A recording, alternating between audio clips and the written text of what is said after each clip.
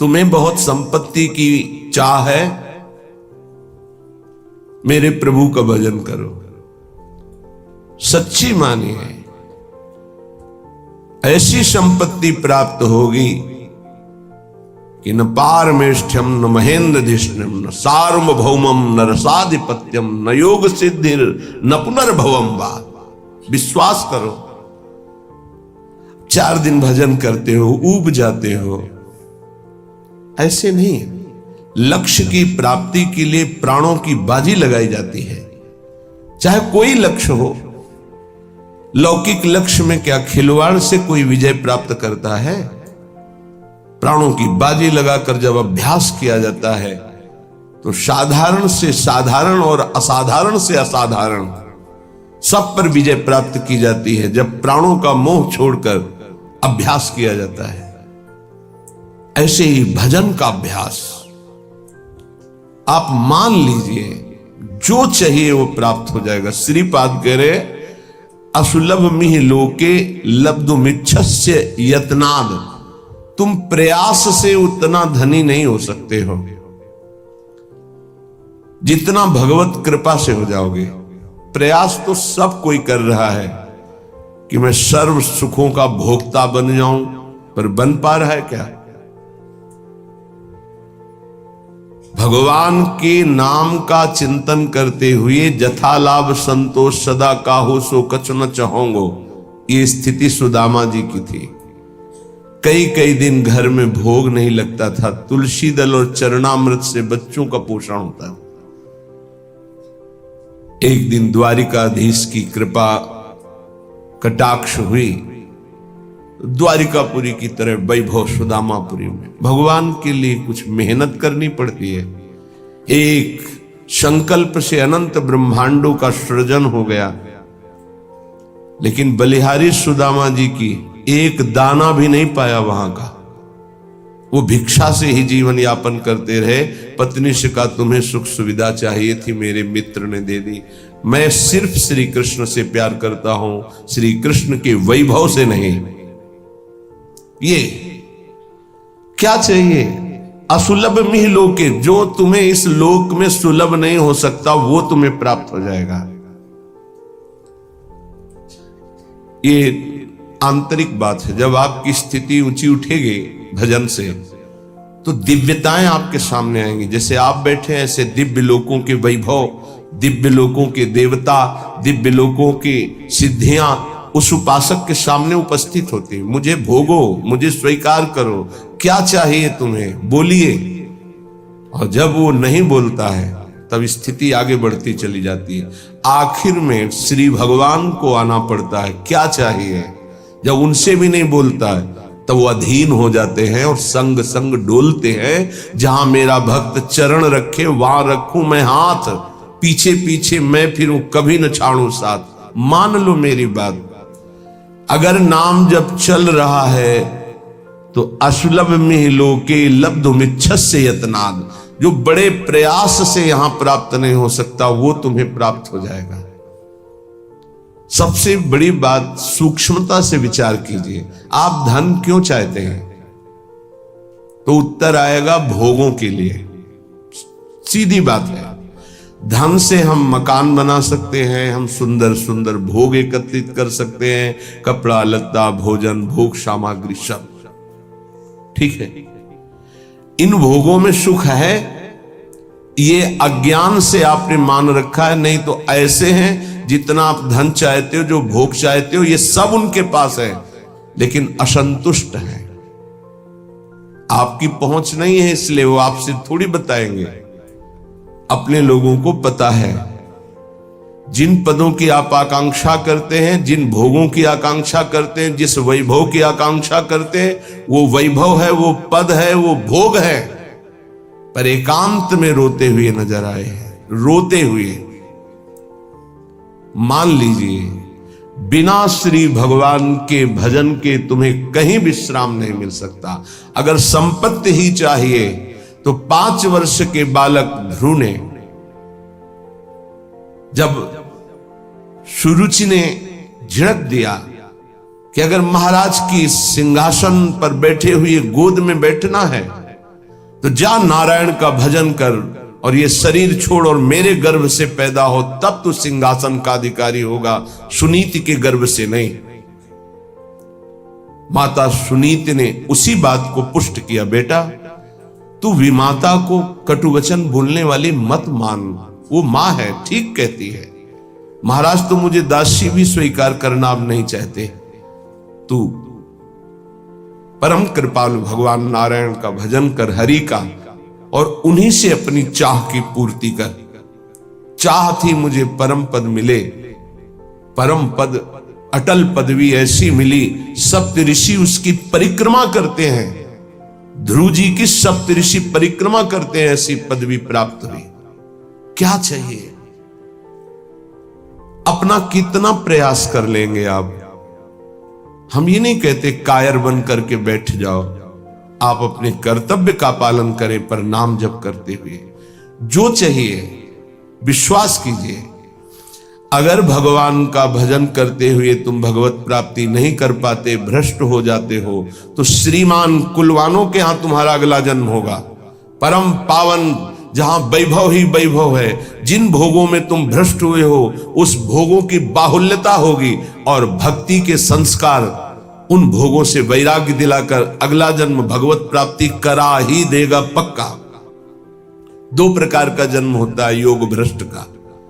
यदि वो भोगों में भ्रष्ट हुआ है तो भोग की बाहुल्यता और भक्ति संपन्न घरों में जन्म होगा, और यदि वो वैराग्य की चूक हो गई है तो अगला जन्म उसको सीधे ऐसे गृहस्थों के यहां होगा जो अकिंचन वैरागी और भगवत भक्त होंगे, जहां जन्म से वैराग्य के संस्कार और फिर भगवत तत्व का बोध, भगवत प्राप्ति। घाटा तो है ही नहीं। थोड़ा भी नाम जप किया तो दुर्गति से बचाकर सदगति में लगा देगा। जो चाहिए उपरा विश्वास कीजिए। पर किसान भी खेती बोता है तो इंतजार करता है, सुरक्षा करता है, सींचता है, निकालता है, तब वो जाकर के कहीं फसल प्राप्त करता है। ऐसा नहीं कि दूसरे तीसरे दिन उसे फसल मिल जाती है। आज आप नाम जपना शुरू, सोचते हैं एकदम चमत्कार हो जाए, जो कहा जा रहा है एकदम संपत्ति आ जाए, एकदम सारे दुख मिट जाए। ऐसा नहीं होता, ऐसा नहीं होता। कोई कार्य एकदम ऐसे नहीं होता, उसकी भूमिका बनती है। पहले अनर्थों की निवृत्ति होती है, जिसको पाप कहते हैं। पाप प्रवृत्ति का नाश होता है। पहले पाप नाश, फिर पाप प्रवृत्ति का नाश, फिर भागवतिक भावों का उदय, फिर जो चाहोगे वो प्राप्त हो जाएगा। विपुल धन स्त्री पुत्र गे हो तमादि, उत्तम स्त्री, उत्तम पुत्र, उत्तम धन, जो चाहिए मिल जाएगा। भगवान ने कहा है आर्त, अर्थार्थी, जिज्ञासु, ज्ञानी, चार प्रकार के भगत होते हैं।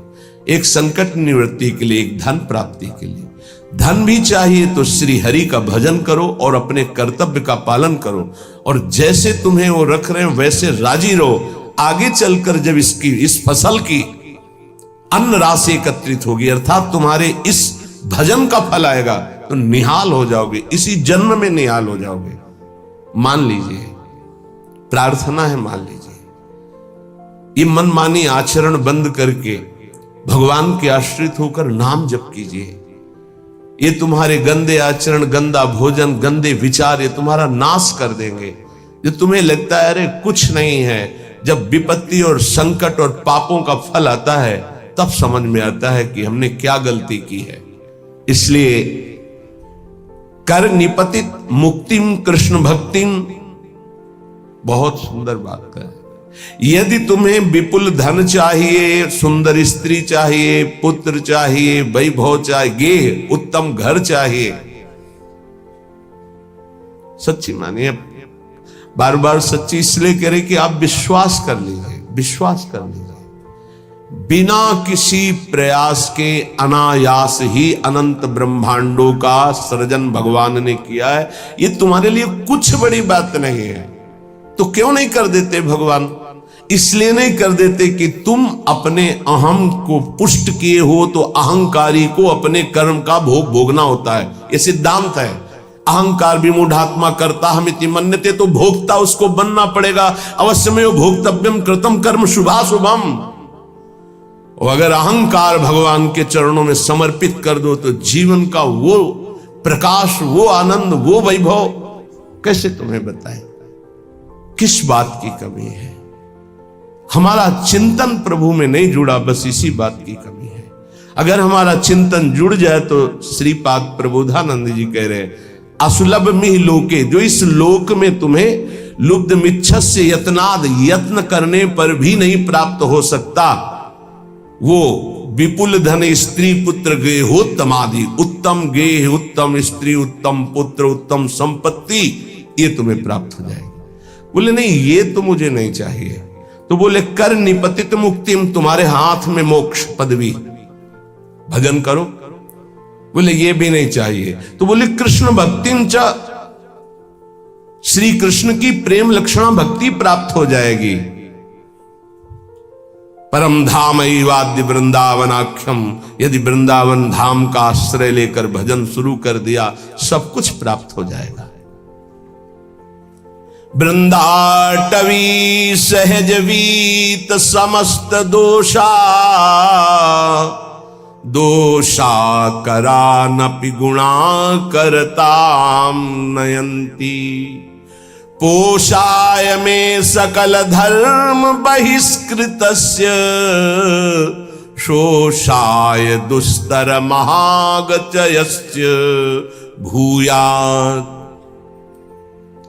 चाहे जितना बड़ा पापी, नीच आचरण करने वाला दोषी पुरुष हो, वृंदाटवी सहज वीत समस्त दोषा, दोषा करानपि गुणा करताम नयंती, जिसमें एक भी गुण नहीं है, केवल पापाचरण है, ऐसा पुरुष भी यदि धाम का आश्रय ले ले और नाम जब शुरू कर दे, तो कह रहे हैं सर्व दोषों का नाश करके सर्व गुणवान बना देता है। महर्षि ब्रह्म ऋषियों के पदवी में पहुंच गए, केवल नाम जप करके, भगवान का आश्रय लेकर के। पोषाय में सकल धर्म बहिष्कृतस्य, मेरे में एक भी धर्म नहीं, मैं सर्व धर्मों से बहिष्कृत हूं, पर मेरा महान पालन किया वृंदावन ने और मेरे दुस्तर पापों का नाश करके सर्व गुणवान बना दिया। श्रीपाद प्रबोधानंद जी कहते, देखो सिद्धांत को समझ लोगे तो बहुत सुखी हो जाओगे। एक भृंगी नाम का कीड़ा दूसरी जाति के कीड़े को लाकर मिट्टी के घरौंदे में पैक करता है, फिर उसे ऐसे डंक मारता है, और भन डंक इसलिए मारता है, उसको आकर्षित करता है अपनी तरफ, वो भयवश उसका चिंतन करता है। चिंतन करते करते वो तदाकार हो जाता है और उस बिना शरीर छोड़े उसी शरीर से वो भृंगी जाति का कीड़ा बन जाता है।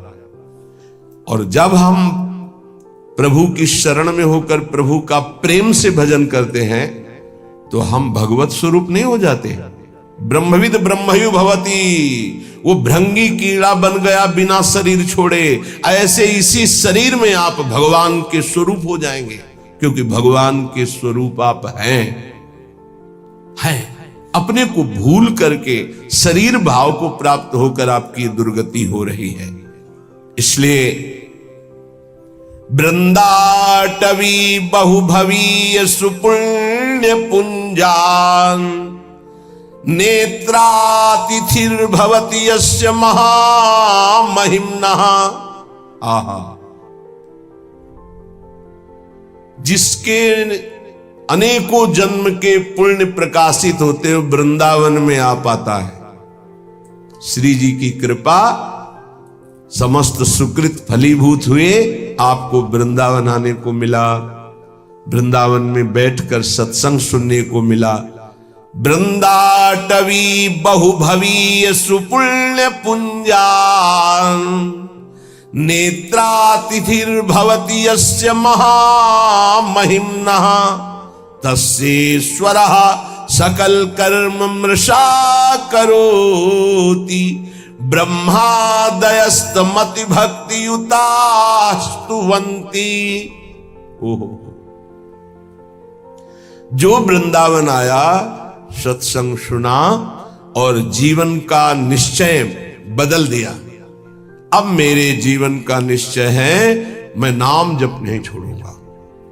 तो बोले पूर्व संचित जितने कर्म थे वृंदावन सब भस्म कर देता है।